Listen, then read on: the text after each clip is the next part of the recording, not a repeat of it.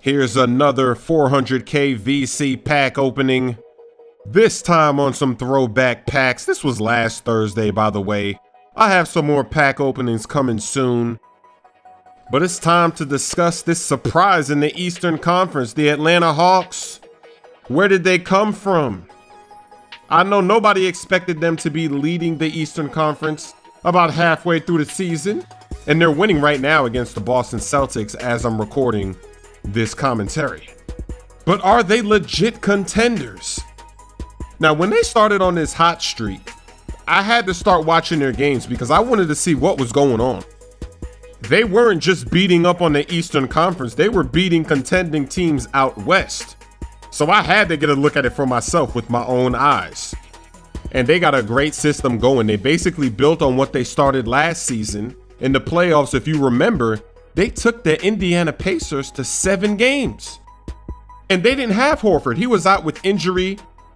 But because of Paul Millsap hitting that 3-point jump shot, and then of course being able to drive, pump fake drive, get some layups, it really caused trouble, and it got the bigs of Indiana out of their rhythm. They couldn't just hang around in the paint. You saw those games. Roy Hibbert had 0 points, 0 rebounds.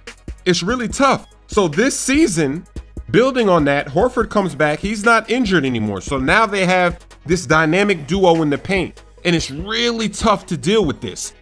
Whenever you've got 2 big men that can play that well, that can shoot the ball, they can bang inside, they can get rebounds, it's just tough. I mean, if you look at the Memphis Grizzlies, one season they took out the Spurs. The Spurs were the #1 seed, and they took them out because that Zach Randolph and Marc Gasol combination is tough. And then, of course, if you remember the Lakers, when they had Bynum and Gasol, 2 7-footers, that's a problem in the paint. That's offensive rebound city. So the Hawks, they've got something similar going because both Horford and Paul Millsap are great shooters, and they can also get rebounds and play some defense. So now all of a sudden, almost every team they're playing has no answer for that dual combo. There's only a few teams in the league that are equipped to deal with that kind of matchup, like the Chicago Bulls. They could do it. That's just one example.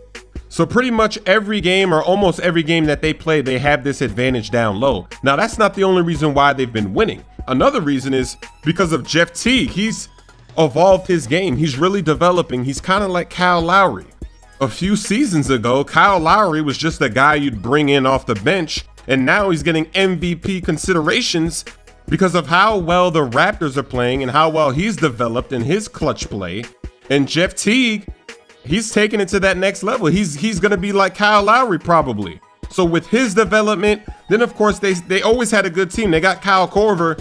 He's one of the best shooters in the game. You can't let him catch and shoot. Sometimes you got to double team the screen game. The spacing is on point. And then of course off the bench, they have players that are willing to play their role, like Kent Bazemore, Mike Scott. The coach is doing a great job getting all these guys to buy into the system, just play their roles, and that's why they're winning, because they're playing together. But are they championship contenders? Let me know what you think in the comments section about the Atlanta Hawks and their hot start.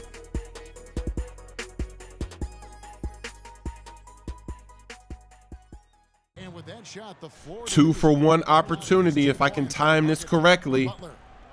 Let's see what I can do. Get it into the 30s. That's when I gotta let it go. Oh, look who he's guarding! Get posterized! Oh, he's dead! Oh, Gortat is dead! That's some murder!